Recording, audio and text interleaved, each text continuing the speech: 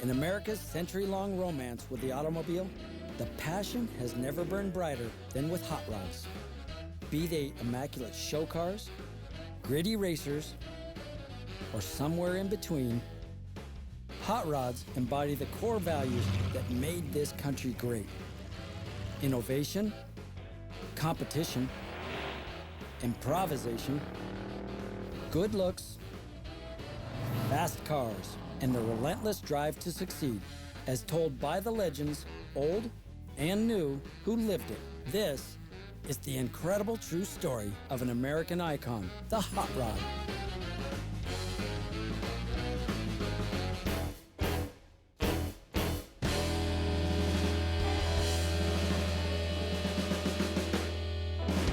Hello, I'm Chip Foose.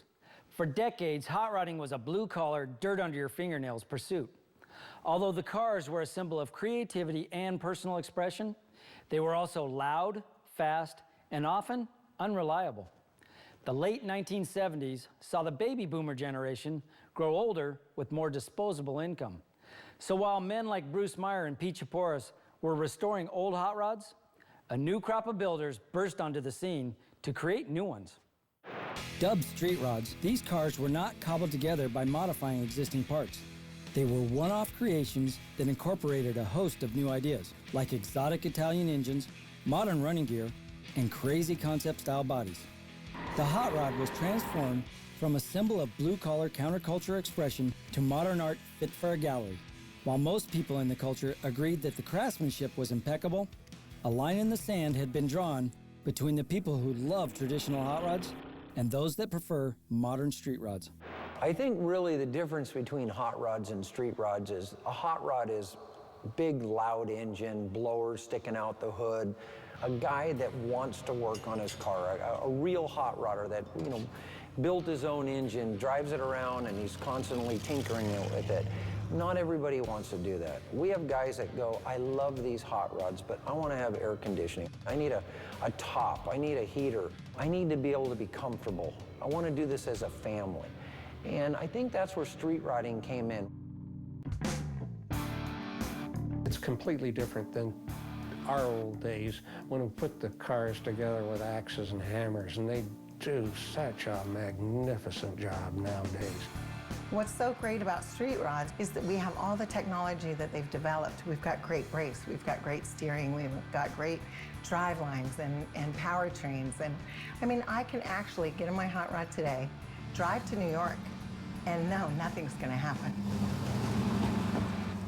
Everything became very, very smooth, very sleek. You had original designs being created, cars that were first created as a clean sheet of paper design. They had aspects of a 32 Roadster or another older hot rod body, but they were really brand new bodies. They were very sleek and very smooth. Those cars nowadays are like Fabergé eggs. I mean, they're perfect. They took hot rodding to another place. They're still hot rods, and they're beautifully done. They're not my cup of tea, but it doesn't mean that I didn't like everything that they did. We're more traditionally based. There's room for everybody. That's what's so beautiful about hot rodding. There's just room for us all. This new attention to detail created a buzz in the industry and a new class of high-dollar clientele. Builders like Steve Moll and Roy Brizio began to reinvent what people thought of the hot rod. But there was one man who really pushed his new style out into the public. That man was Boyd Coddington, one of my mentors and someone who helped turn my hobby into a career. He was a machinist who transplanted himself from Idaho to Southern California to chase his hot rod dream. Boyd Coddington was a fellow that brought in what I would call the smooth kind of billet style. Not traditional, but very much a style of hot rodding that was very popular in the 80s and 90s. Boyd likes smooth lines. Everyone at the time was doing a lot of graphics. Boyd just took away all the graphics and he just had nice clean paint, nice smooth lines. He had an idea in his mind on what he wanted to produce. and how he wanted hot rodding to look. And it took him years. It took him 10 years working part-time at Disneyland and part-time in his own garage before he could actually take off and build hot rods for a living.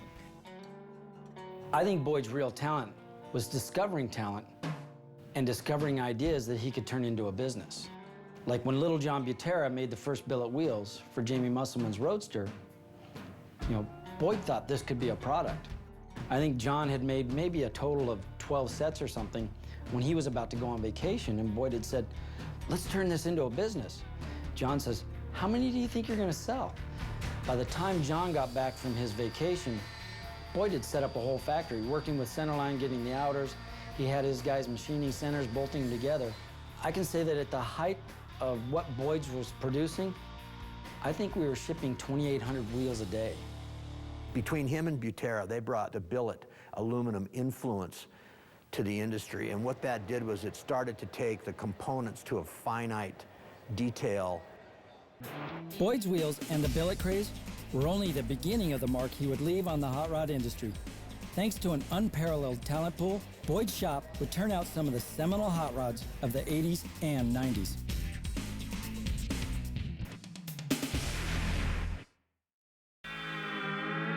In the 1980s, the hot rod scene began to cater to a much more affluent crowd than ever before. These were customers who were not afraid to spend a lot of money to have the newest, most radical hot rods ever seen. At the forefront of this movement was Boyd Coddington, a hot rodder who built a multi-million-dollar aftermarket empire on one word: smooth. The one thing that he taught me on how you look at a hot rod, or how he perceived looking at a hot rod, is you take your eye from either the front or the back of the vehicle and you look ever so slowly at the vehicle. If your eye stops at any particular point, that needs to be removed. And it just kind of caught on. The smooth look is still around today. Other hot rod builders, just about everybody has followed in his suit. Boyd was a very, very clever guy. He had unbelievable taste. His taste in colors and fabrics and the designs that he did were really, really sweet. He did a lot of work with Tom Taylor, and later on he did a lot of work with Chip Foose. He brought the best people together. He had great customers that had the money to build things, and he had a wheel business that was doing great and gave us the budget to go ahead and create our absolute best. Boyd was basically the puppeteer. He brought the right people in to do the job and make everybody's dream come true. See, it's a synergy to build a hot rod.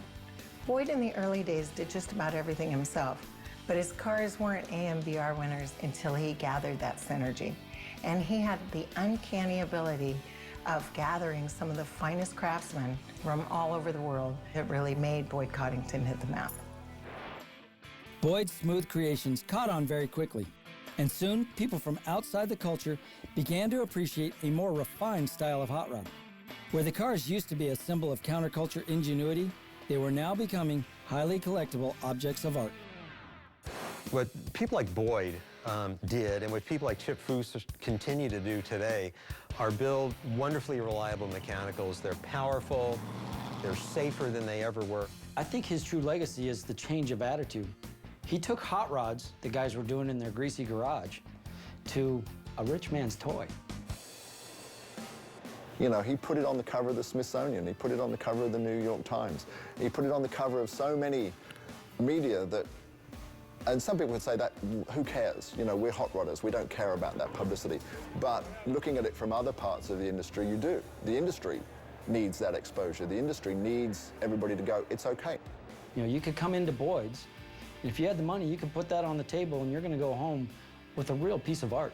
I remember being the editor of SEMA News and getting criticized for putting Boyd on the cover, and I go, well, who else is building the kind of cars that Boyd's building? The influx of mainstream publicity officially ushered in the street rod craze and forever changed the way street rodders approached building cars.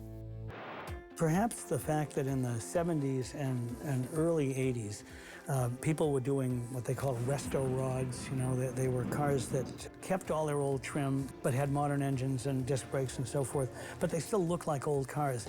People like Boyd Coddington and John Butera took a much simpler view. The concept was not to take an old 30s body and put all brand new running gear in it. It was to actually design something that looked like it was built, today, but it had the theme of an older car. When you think about the Aluma Coupe, which is a Larry Erickson design car that Boyd's built, that was pretty much a turning point in this industry where it wasn't just another 32 or 34, but it was a complete concept body car. They literally commissioned a car the way somebody would have gone to Walter Murphy in Pasadena and said, build me a custom Duesenberg. That began to happen for Boyd, and other wealthy people saw that happening, and they kind of jumped on the trend. It just became almost a contest to see who could take it further. And so I'll give you a perfect example. Coddington took a 32 Ford Roadster over to Marcel, and he asked him to do the quarter panels on the car, modify them in such a way that they would be narrower and smoother and all of that. And Marcel said, why don't I just make you a car? It would be easier and less expensive. So Boyd goes, well, why not? I mean, it's a better way to go. Then I can have the fenders the way I want them and not the way Henry Ford wanted them. It looked like it had been chiseled out of a solid block. I mean, if it wasn't needed, if it was excess, it wasn't on that car. Looks like a 32 Ford and it smells like a 32 Ford, but it's not a 32 Ford. So when they found that it was easier to build bodies from scratch than modify an original, that's when things started to change. Applying the coach-built philosophy to hot rods may have been a new idea, but Boyd's was not the only shop capable of working from scratch. Not surprisingly, competition began sprouting up all over the country.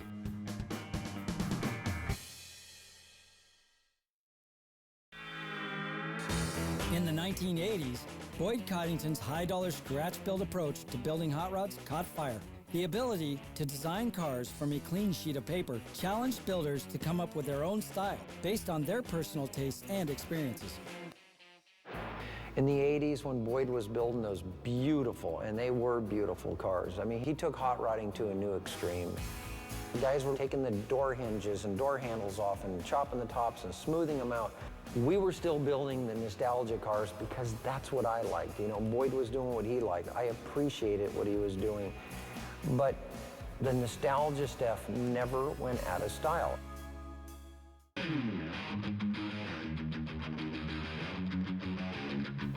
Good design lasts.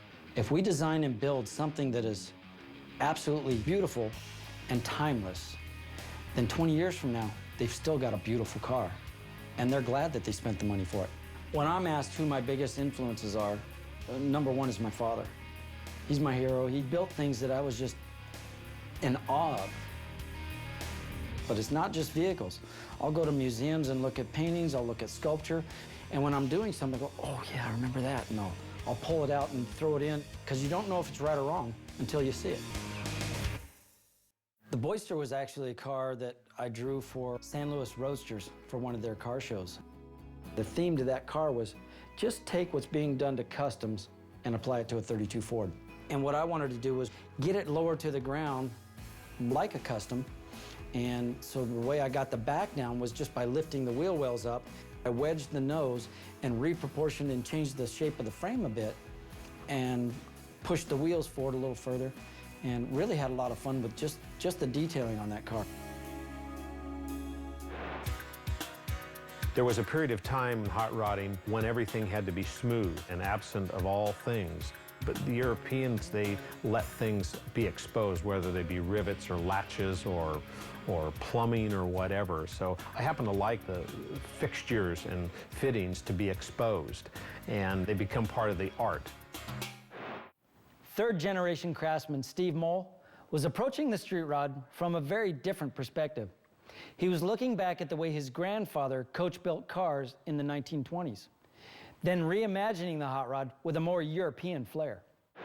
As an interest in wanting to build bodies, learn how to build bodies and be involved in build bodies, you start looking at all car bodies and, the European car bodies, the classic car bodies, and you start mixing those up with your hot rods.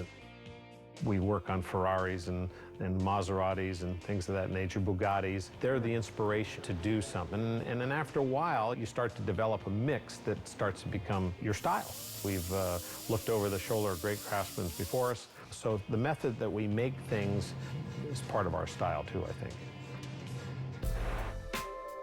Steve's European-inspired Superleggera designs were probably best displayed with a bright red Ferrari-powered roadster featured on the cover of Auto Week.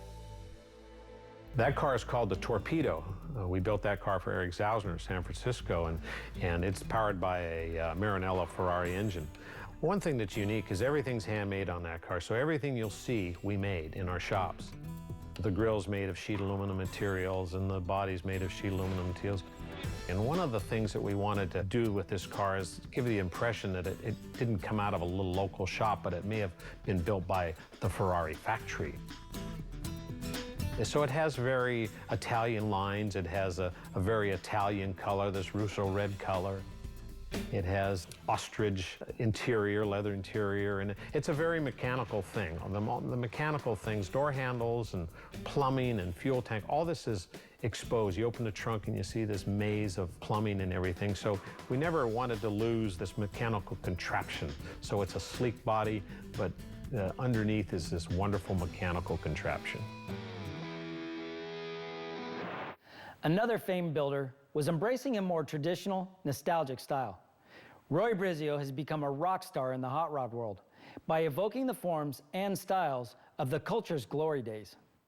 One of my favorite styles and favorite guys is Roy Brizio. He's a second-generation hot rodder that really gets it when it comes to putting a car together to drive and to look good. And his style is very much my style, very traditional. What I've always tried to do over the years is build a car that looks right, sits right, correct wheel and tire stance, but late model drivetrain. An engine that every time you turn it, it starts. A 5-speed transmission, automatic, whatever you want. 4-wheel disc brakes, or at least 4-wheel drum brakes that work good. You know, we want to make the cars safe. We want them to be enjoyable. We don't want our guys to have problems when they go places. And the safer you build them, and for me, the more straightforward they are and dependable, the more fun you have with them. I mean, most of our cars get anywhere from 10 to 50,000 miles on them in their lifetime.